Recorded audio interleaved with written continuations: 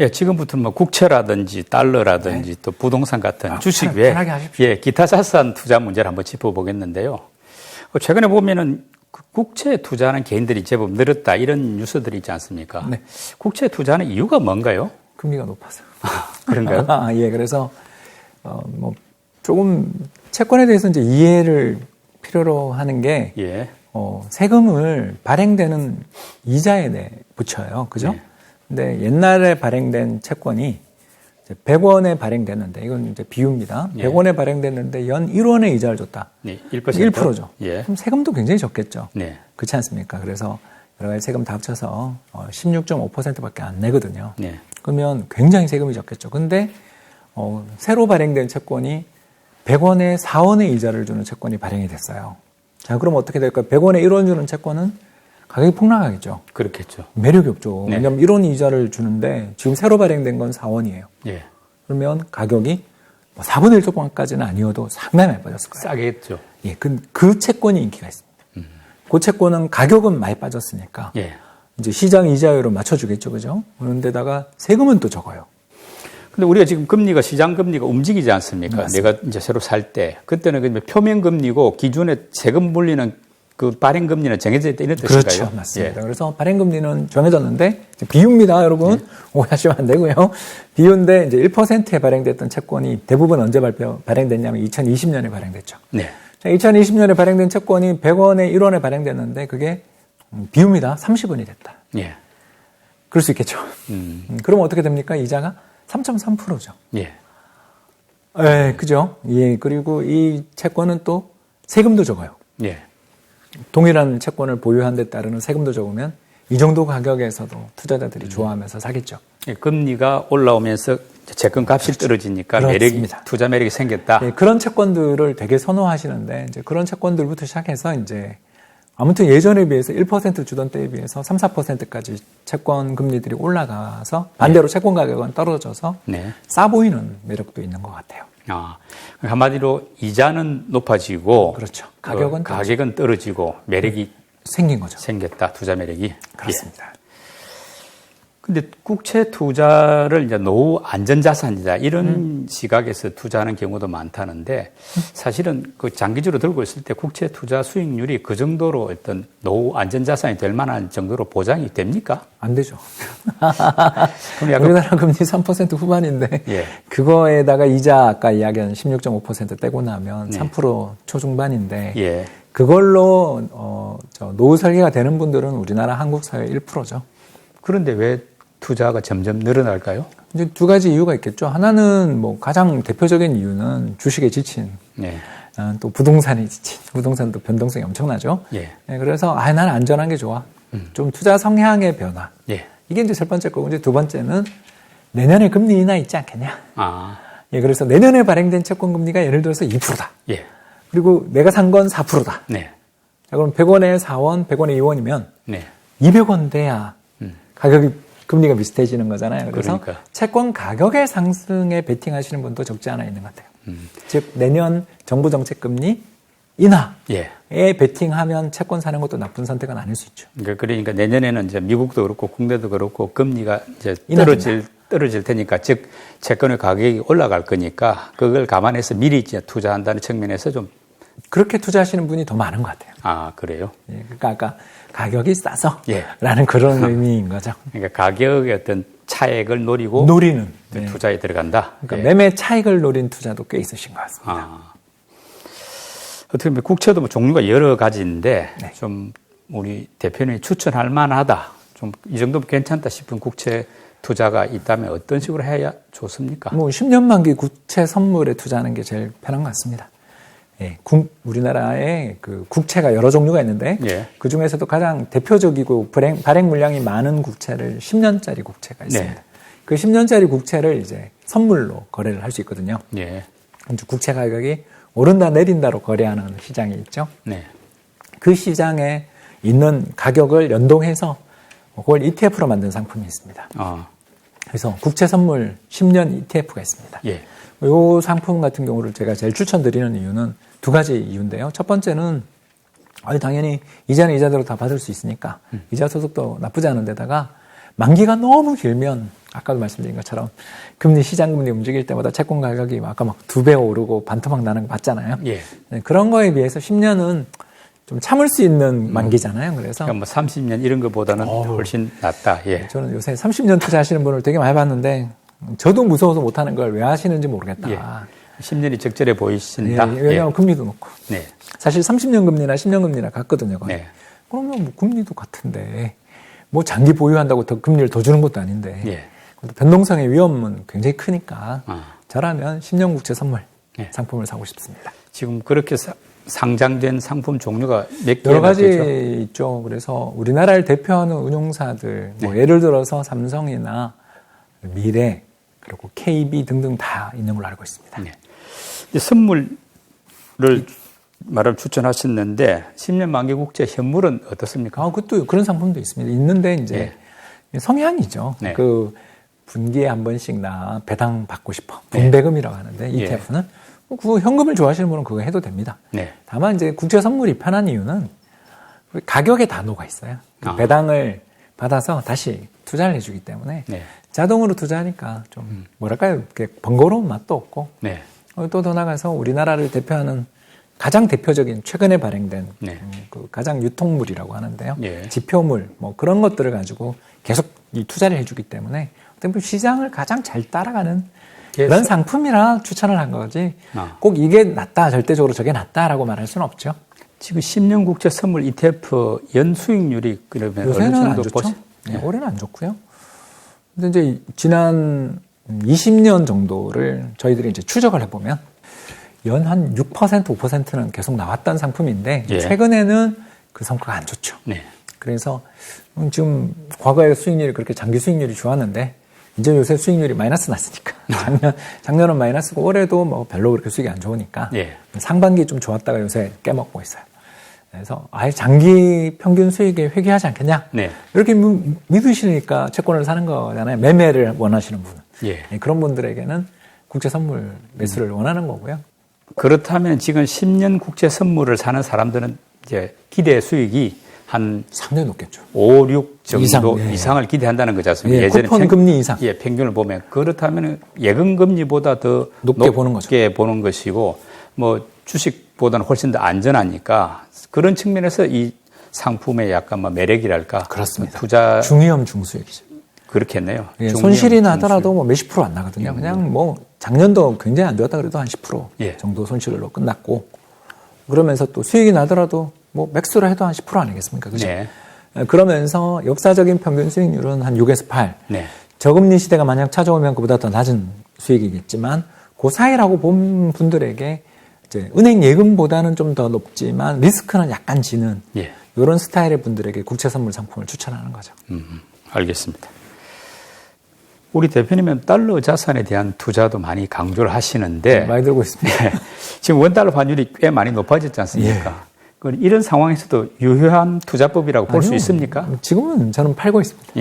그렇죠. 많이 들고 있다가 작년에 거의 절반 이상, 3분의 2 이상 팔았고 올해도 꾸준히 환율 높아질 때마다 계속적으로 좀 줄이고 있는 중입니다.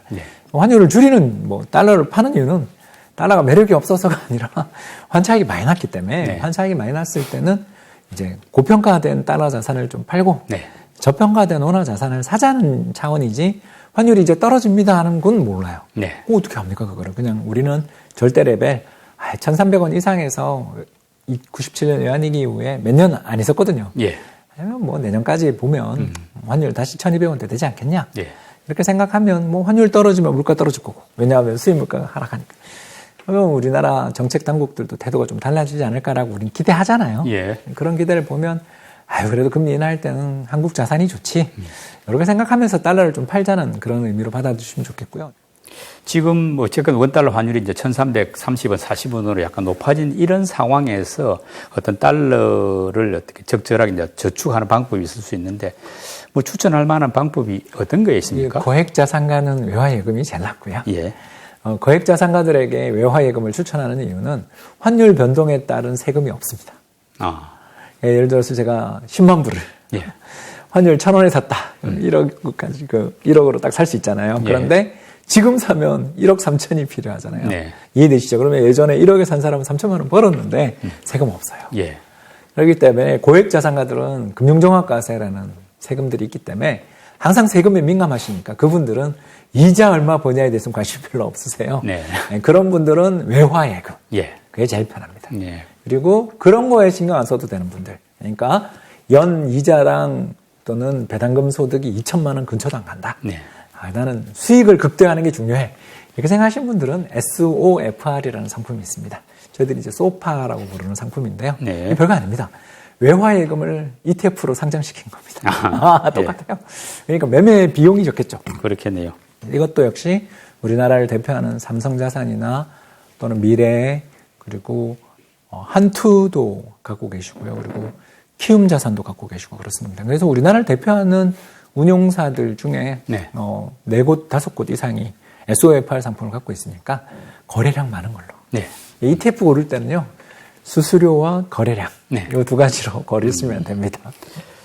근데 엔화에 투자하는 경우도 많이 늘었지 않습니까? 최근에. 근데 지금 투자하고 있습니다. 근데 지금 뭐 엔화가 워낙 약세인데 이제 기대는 엔화가 언젠가 강세로 돌아설 것이라는 기대로 투자했는데 지금 늘어지고 있으니까 조금 답답할 수 있는데 지금도 이렇게 투자할 만한 상황이라 보십니까? 전 적립으로 그냥. 꾸준히. 예, 꾸준히 그 900원 밑에 갈 때마다 사고 있습니다. 지금 900원 아래쪽이죠? 아래쪽이니까 계속 사는 거죠, 요새. 요새는 이번 달은 그러니까 좀 많이 샀습니다. 예. 그러니까 왜 이렇게 사냐 하면요. 여러분 너무 당연한데, 한국이랑 일본이랑 소득 수준이 비슷해요. 그리고 가구당 순자산도 비슷해요. 다 평균 1억이에요. 자, 그런데 일본 가면 물가가 되게 싸게 느껴지시죠? 그 말은 뭘 뜻하는지 아세요, 여러분? 일본 기업들 수익이 난다는 뜻입니다. 네. 이해되시죠? 그래서 최근에 2023년 2분기, 4, 5, 6월이죠. 4, 5, 6월, 일본의 금융성에서 발표한 기업들 실적 봤는데 역사상 최대 실적이 나왔습니다. 예. 예, 그래서 미국 일본 GDP가 400조 엔 정도 되는데 이게 한 분기에 얼마 이익이 나냐면 30조 엔 이익이. 1년이면 100조 엔 날 것 같은 분위기예요. 네. 자, 그러면 GDP의 20% 정도에 이르는 순이익이 난다는 거예요. 예. 자, 그러면 어떻게 돼요? 세금이 엄청 거치겠죠. 네. 여기 더 나가서 기업들이 수익성이 좋으니까 배당도 잘 주겠죠. 예. 고용도 하겠죠. 임금도 올려주겠죠. 자, 그러면 그 나라 통화가 어떻게 될까요? 강세로 가지 않을까요? 지금 너무 싼 거죠. 제가 보는 근거는 일본에 투자해서 수익이 난다 이런 게 아니라 이 환율은 일본 기업들 입장에서는 굉장히 유리한, 우리나라도 수출 기업들이 환율 100원 오를 때마다 이익이 몇 조 난다 이런 거 기사 보신 적 있죠. 근데 일본 기업들은 그걸 지금 몇 년째 누리고 있는 거죠. 그래서 이익 수준이 이 불황에, 우리 되게 불황인데 거기에는 이익이 역사상 최대라는 거죠. 그렇다면 그런 좋은 회사를 사도 되고 N을 현금으로 갖고 있자는 이야기가 아닌 거 아시겠죠? 그렇죠. 일본 주식도 사고 일본 리츠 부동산 예. 그런 것도 함께 투자를 하면 지금 꽁도 먹고 알도 먹고 기회가 아닌가 이렇게 생각하는 거죠. 우리 대표님은 부동산 투자에도 좀 일각이 있다고 알고 있는데 앞으로 집값 전망은 어떻습니까? 좀 휴지기로 가지 않을까. 휴지기라는 게 지금 많이 빠졌는데 그게 이제 지금 전국 평균 가격은 오르고 네. 수도권 평균 가격의 상승세는 둔화되는 시기라고 정리할 수 있는 거죠. 예. 그러니까 우리나라 부동산 시장은 항상 주도주가 있어요. 네. 주도주는 강남 3구의 대단지 아파트 예. 정해져 있고 거기에다가 또 대규모 재건축 아파트. 네. 그러니까 이런 몇몇 아파트들이 거래량이 너무 많아요. 그래서 시장이 폭락할 때도 거래가 되고 오를 때도 거래가 잘 되는 시장이니까 여기가 전국에 신호를 주거든요. 예. 그 효과가 되게 크죠. 그러다 보니까 강남 3구에다가 요새 용산의 마포까지 오르기 시작했고 성동도 오르기 시작했죠. 그러니까 이게 서울 아파트 값이 올해 2월 이후에 바닥 치고 지금 얼마 올랐냐면 11% 올랐어요. 실거래 가격. 네. 근데 전국은 별로 안 올랐어요. 그러니까 이 차이가 벌어지는 이유는 결국은 이제 아랫목이 따뜻해지고 윗목이 네. 따뜻해지는 이 시차 때문에 그렇거든요. 네.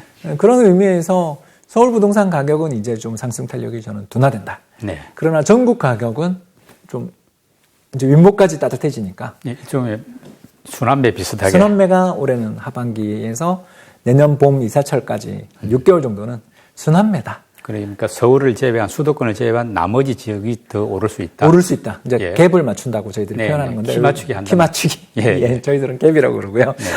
이제 이게 주식 용어입니다. 근데 이제 대부분 서울에 있는 이제 KB 리딩 50단지라고 있거든요. 네. 우리나라에서 시가총액이 제일 큰 50개 단지. 예. 뭐 1등 헬리오시티, 2등 같은 경우는 신천에 있는 파크리오 이런 식으로 정해져 있죠. 예. 이제 곧 조금 있으면 이제 개포에 그 아파트가 들어옵니다만 네. 내년 봄에 들어오죠. 이런 거대한 아파트, 6,000세대, 10,000세대 되는 거대 그러면서 강남 3구, 4구에 있는 거대 아파트 단지들이 들어오면 순서는 바뀌겠습니다만 아무튼 요 아파트 단지들의 평균적인 가격 레벨이 2021년 9월 역사상 최고치 대비 지금 90%에서 95%까지 왔습니다. 예. 이제 여기서 더 갈 수 있느냐? 자, 근데 이 구는 예, 여러분 잘 아시는 것처럼 투기과열지구입니다, 아직도. 예. 그래서 세금도 되게 세고요. 그리고 무엇보다 토지거래허가구역으로 많이 지정되어 있기 때문에 거래도 비용이 엄청 많이 들어요. 네. 자, 이런 지역에서 지금 이걸 사서 수익이 난다라는 건 사상 최고치를 훨씬 넘길 거라는 확신이 있어야 지금 사서 수익이 있죠. 그렇겠죠. 그러니까 지금 거래는 몇 달 전 거래니까. 예. 그 가격이 90%, 95%까지 왔다는 뜻이잖아요. 여기서 더 사서 수익이 날라면 역사상 최고치를 넘어야 되는데 2021년 9월 우리 수출 잘 되고 종합주가지수 3,300에 있을 때랑 지금 금리도 다르죠, 지금. 예, 너무 그때 2% 대출금리 2%인데 지금 5%. 예. 이게 너무 차이가 크니까. 네. 그걸 지금 당장 넘어서는 거는 저는 이제 좀 저항이 있을 것 같다. 예. 또는 그 가격 오면 매물이 있을 것 같다. 예. 이렇게 보는 반면 지방 특히 이제 뭐 가장 많이 빠진 세종시 같은 예. 이런 데 같은 지역은 아직 그 격차를 많이 좁히지 못했으니까 네. 작년에 제일 많이 빠진 곳이 세종시니까 그런 지역들은 이제 조금씩 회복되는 모습을 보여주지 않을까. 그래서 전국 평균 부동산은 오르지만 수도권은 이제 저는 조정 국면에 들어갈 거라고 보고 있습니다. 예. 그 무주택자라면 지금은 조금 기다릴 청약. 시점인지 아니면 매수를 고민해야 될 저는- 시점인지 저는 어떨까요? 청약. 아. 청약이 지금은 제일 좋은 투자다. 네. 왜 그런가? 여러분들 잘 아시는 것처럼 이게 인플레가 쉽게 꺾이지 않고 있습니다. 예. 이게 제일 큰 걱정이죠. 사실 국제유가 90불도 가는 걸 보면서 예. 이렇게 되면 또 철근, 뭐 시멘트 전부 고에너지 산업들이라서 에너지 가격 오를 때 건설 자재들 가격 급락하는 걸 본 적이 잘 없어서 예. 떨어지더라도 건자재 가격이 급락할 것 같지는 않고 천천히 떨어진다라고 우리 보면 신축 아파트의 분양가가 지금보다 내려간다라고 말하기는 어려운 시기 아닌가. 그러니까 비용이 밀어올리는 예. 시기다. 예. 라고 볼 수 있는 거죠. 그렇기 때문에 저는 일단 지금 수도권 기준으로는 그냥 구축, 아까 이야기했던 그런 가격에 오른 구축을 사는 것보다는 기축을 사는 것보다는 신축 청약이 지금은 답이고 아까 말씀드린 것처럼 핵심 지역, 수도권 핵심 지역부터 지금 시장이 그렇게 가고 있으니까 그 이외의 지역들은 이게 이제 사람들마다 능력 차이인 거죠. 이거는 호재가 있는데도 불구하고 시장 전체가 같이 빠질 때 빠졌다. 예. 이렇게 생각되는 집들은 사도 괜찮겠죠. 그러나 이제는 투자의 난이도가 많이 올라갔다. 예. 지난해 연말 올해 봄 정도는 많이 빠진 거 대단지 사세요. 그러면 그냥 최고로 좋은 기회입니다. 이렇게 말할 정도의 가격이었는데 이제는 그 시절은 끝났다. 왜 그러냐? 지금 현재 그 신축 주택, 네. 특히 그 주거용 주택 착공이 지난해 같은 기간에 비해서 마이너스 40% 정도 됩니다. 아, 많이 작년도 좋지 줄었죠. 않았는데 예. 작년보다 올해가 더 줄었습니다. 그러니까 건설사가 이렇게 힘들다는 이야기는 물량 없다는 뜻입니다. 공급 부족 사태가 올 수 있다는 이야기네요. 한 2년 뒤에 입주하잖아요. 네. 지금 착공하면. 예. 그렇지 않습니까? 보통 이제 착공 전에 인허가부터 착공이 오래 걸려서 그렇지. 착공 들어가고 땅을 파고 이미 올리기 시작하면 사실 아주 대규모 아니고 뭐 여러 가지 문제만 없으면 2, 3년 안에 올라가는데 그게 작년에 30% 주고 올해 지금 또 40% 주는 반토막 이상 난 거죠. 이 정도로 신축 공급이 급격히 축소된 게 그러니까 작년 물량이 내년쯤 분양하고 내후년 입주 뭐 이렇게 될 텐데 이게 벌써 확 주는 게 보이거든요. 그래서 지금처럼 2020년, 21년 부동산 경기 좋을 때 착공이 늘었어요. 네. 그 물량이 2, 3년 지나 지금 분양되고 입주되는 거니까 요 기회 지나고 나면 이제 입주 절벽이 오는 거죠. 지금도 이미 서울은 입주 절벽입니다만 이제 더한 절벽이 올 가능성이 내년 봄 개포 지나고 반포 지나고 나면 거의 지금 서울 시내에서 장위 쪽 일부 몇 군데를 빼고는 지금 거의 입주할 데가 없죠. 그러니 신축이 지금 좀 매력이 있습니다. 예. 지금 뭐 2023년 이제 9월에서 10월로 넘어가는 정도 시기인데 이런 시기에 좀 주목해 볼 만한 이제 자산시장 전체를 다 뭐 망라해가지고 말하자면 뭐 주식도 있고 또 뭐 채권, 외화, 부동산까지 전체 어떤 자산시장에서 제일 그래도 유망하다 싶은 분야가 있다면 어떤 쪽입니까? 일본 주식, 중국 주식 좋아합니다. 중국 주식도 괜찮은가요? 중국의 항생이 예. H시어라고 있는데요. 네. 이게 뭐냐면 이제 홍콩 시장에 상장되어 있는 중국 기업들을 모아놓은 지수를 H시어라고 합니다. 네네. 요새 그 ELS 낙인된 그 상품입니다. 그런데 제가 이 업계 생활을 한 30년 하다 보니까 ELS가 낙인돼서, 그러니까 다시 말해서 주가 연계증권에 가입된 수많은 투자자들이 고통을 받으며 대규모 손실 마이너스 40%, 50%를 기록하니까 낙인된 건데요. 그 낙인될 때 투자해서 손해본 적이 없어요. 왜 그러냐면 이제 그 상품이 해지되고 사람들이 팔면서 현금을 부분이라도 회수하려고 들면서 대규모 매도가 나오거든요. 예. 그게 내년 3월까지 약 한 3조 이상이라고 제가 들은 것 같습니다. 총 누적은 12조인가 그렇고요. 아무튼 예. 내년까지 나오는 게 3조라고 들었는데요. 네. 그러니까 이런 대규모 매도가 나오는 시기에 싸겠죠. 근데 나중에 매도하고 또는 가격이 올라갈 수 있는 상황이 됩니까? 그건 모르죠. 예. 그러나 투자라는 것은 내재 가치 대비해서 싸게 거래되는 걸 잡아서 오를 때까지 기다리는 거잖아요. 예. 저는 그런 식의 투자자니까 N도 마찬가지로 아까 네. 일본 기업들이 그렇게 어마어마한 이익이 나고 있는데도 사실 별로 일본 주식 한국에 상장돼 있는 일본 주식형 펀드 별로잖아요. 많지가 않죠. 예, 많지도 않고 뭐 연 수익률도 10% 정도 그렇게 많이 올랐다고 그러는데도 10%. N이 약세라서 그런데요. 이런 것들에 실망하시는 분들이 있다는 걸 알고 있지만 저는 투자 생활을 하면서 예. 이런 식으로 아무도 쳐다보지 않고 시장의 참가자들이 네. 혐오처럼 느끼는 지치는 상품들을 되게 선호하는 쪽이죠. 항생 H 같은 경우 말하자면은 네.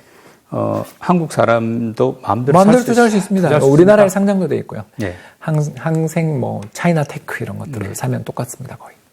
그 같은 경우는 워낙에 지금 주가가 주가가 많이 빠졌으니까 네. 지금 오히려 이제 매수할 타임이 왔다 이렇게 보시네요. 그냥 연말까지 그냥 분할 매수하려고요. 저희 투자 전략의 핵심은 예.